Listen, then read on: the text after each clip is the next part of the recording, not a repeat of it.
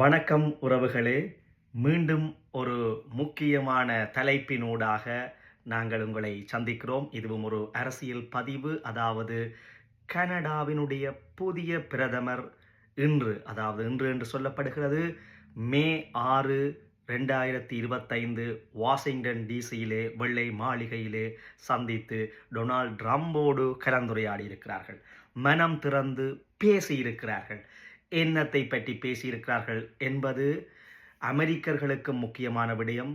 மிக பிரதானமாக கனேடியர்களுக்கு, கனடா வாழ் மக்களுக்கு, தனியாக கனேடியர்களுக்கு மாத்திரமல்ல, கனடா வாழ் மக்கள், குடியேற்ற வாசிகள் அனைவருக்கும் மிக முக்கியமான ஒன்றாக இந்த பேசுபொருள் இருக்கிறது.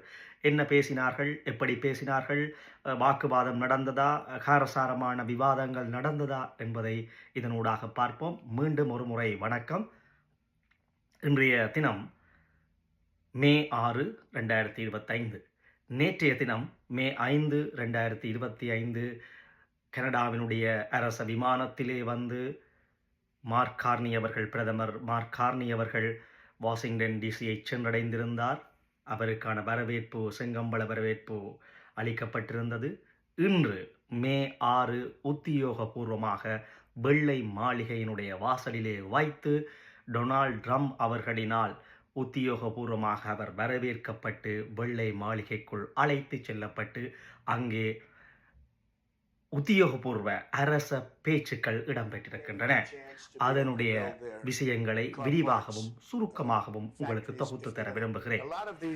இந்த சந்திப்பிலே டொனால்ட் ட்ரம்பும், அமெரிக்க அதிபர் டொனால்ட் ட்ரம்பும், கனடிய புதிய பிரதமர் மார்க் கார்னி அவர்களும் பங்கு பற்றி இருந்தாலும் பிரதானமாக உபஜனாதிபதி, அமெரிக்காவின் உபஜனாதிபதி வைஸ் பிரசிடென்ட் வான்ஸ் அவர்களும் சில ராஜதந்திர செனட் உறுப்பினர்களும் அதிலே கலந்து கொண்டிருக்கிறார்கள். இந்த சந்திப்பில் பேசப்பட்ட விடயங்கள் என்ன என்பதை நாங்கள் பார்க்க இருக்கிறோம். ஆரம்பத்திலே கனேடிய பிரதமரை வரவேற்ற அவருக்கு வாழ்த்துக்களை மனப்பூர்வமாக சொல்லியிருக்கிறார் டொனால்ட் ட்ரம்ப் அவர்கள். இதோ பாருங்கள் என்ன பேசினார்கள் என்று. Mark Carney with us, as you know, just a few days ago he won a very big election in Canada. And I think I was probably the greatest thing that happened to him. இந்த புதிய பிரதமரை வரவேற்றதோடு மட்டும் அல்லாது மிக பிரதானமாக அடுத்த விடயங்களை பார்க்க போனோம் என்றால், சிலர் சொல்கிறார்கள் ஊடகங்களிலே மிகுந்த காரசாரமான விவாதங்கள் நடைபெற்றன என்று. உண்மையை பார்க்க போனால் இந்த ஊடகங்கள் வெகுவாக விமர்சிக்கின்றன. பெரிய சண்டை நடந்தது போலவும், மார்க் கார்னியுடன் ஒரு கடிந்தலான ஒரு கண்டித்தலான பேச்சுவார்த்தை தான் நடந்தது என்றும், இது கனேடியர்களுக்கு ஒரு நெருடலாக இருந்தது என்றும், மார்க் கார்னியும் விட்டுக் கொடுக்கவில்லை என்று எல்லாம் சொல்லியிருந்தார்கள், விமர்சித்திருந்தார்கள். ஆனால் உண்மையை உங்கள் கண்முள்ளே ஆதாரத்துடன் தரப்போகின்றேன். எவ்வாறு சிநேகித பூர்வமாக இந்த சந்திப்பும் உரையாடலும் ஒரு மகோன்னதமாக, சிநேகித பூர்வமாக, ராஜதந்திரமாக, ஒரு ஒற்றுமையாகத்தான் நடந்திருக்கு, சுமூகமாகத்தான் இந்த பேச்சுவார்த்தை நடந்திருக்கிறது. இதிலே டொனால்ட் ட்ரம்ப் அவர்கள் சிரித்து கொண்டே, நான் கனடாவை நேசிக்கிறேன், என்னுடைய பெற்றோர்கள் கனேடியர்களாக இருக்கிறார்கள், கனடாவிலே வசித்தவர்கள், என்னுடைய நண்பர்கள் பலர் வசிக்கிறார்கள், என்னுடைய பிஸ்னஸ் மேன்கள் அங்கே வசிக்கிறார்கள், கனடா ஒரு நல்ல தேசம், நான் நேசிக்கிறேன் என்றெல்லாம் வடிவாக போலாங்கிதம் அடைந்து சொல்கிறார். We're going to be friends with Canada. Canada is a very special place to me. I know so many people that live in Canada. My parents had relatives that lived in Canada, my mother in particular. I love Canada. I have a lot of respect for the Canadians. Wayne Gretzky, I mean, how good, the great one. Canada is a very special place. இதற்கு பிறகு சில பேச்சுவார்த்தைகள் இடம்பெற்றிருக்கின்றன.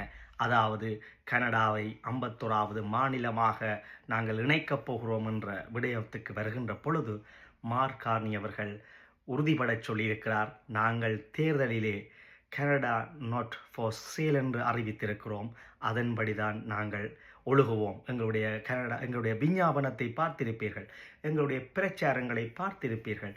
அதன்படி Canada not for sale என்று ஆணித்தனமாகவும் சிநேகிதபூர்வமாகவும் தெரிவித்திருக்கிறார்கள். இதிலே அடிபாடோ, ஒரு இறுக்கமான பேச்சுக்களோ, ஒரு விடா பிடியற்ற பேச்சுக்களோ இடம்பெறவில்லை.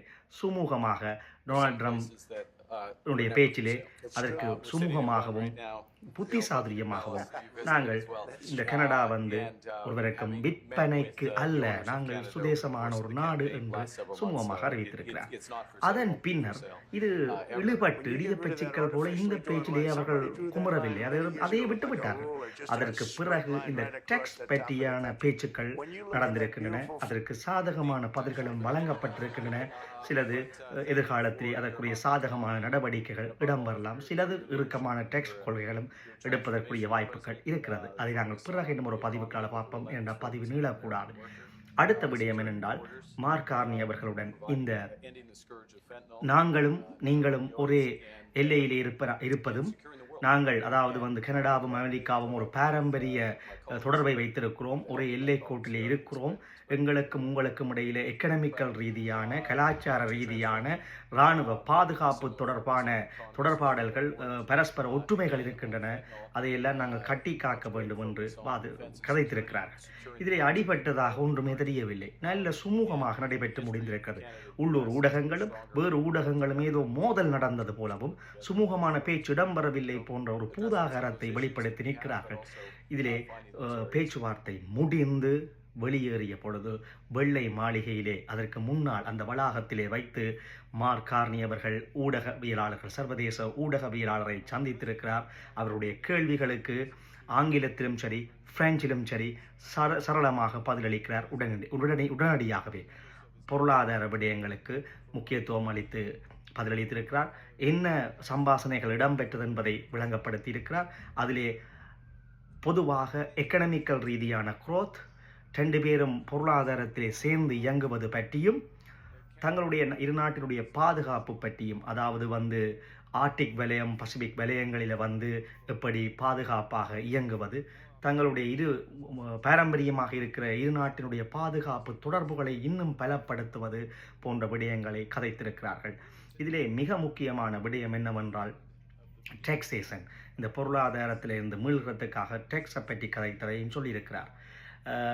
பிரதானமாக பரஸ்பர புரிந்துணர்வு ஒப்பந்தங்கள், வியாபாரங்கள், பிசினஸ் மற்றும் பொருளாதார தொடர்புகள், பெரும்பாலும் கதைத்திருக்கிறார்கள். உரையாடல் and he ended up winning, so I really want to congratulate him. It was probably one of the greatest comebacks in the history of politics. அடுத்த பாலிசிகள் இங்கே மேற்கொள்ளப்படுகின்ற அனைத்து விடயங்களும் தெரிய வரும். அதற்கு முன்னர் நாங்கள் இதை குழப்பத்தவில்லை.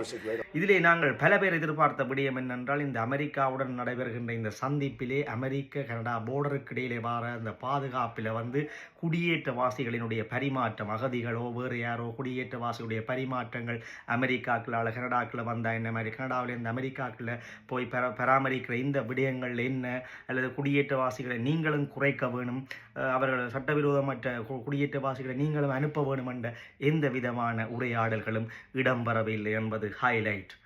பார்ப்போம்.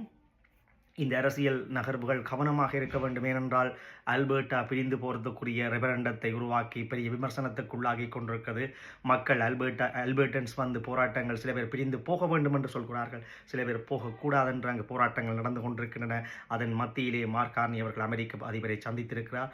இந்த பின்னணியிலே இனிவரும் நாட்களில் வந்து தடால் புடாலான அரசியல் நகர்வுகள், இந்த மார்க் கார்னி அவர்கள் அமெரிக்க தேசத்தை விட்டு இங்கே வந்த பிறகு அவர் செய்ய போகின்ற முடிவுகள், அந்த பேச்சுவார்த்தைக்கு பிறகு அமெரிக்கா எடுக்க போகின்ற முடிவுகள் தான் இனி தாக்கத்தை ஏற்படுத்த போகின்றது.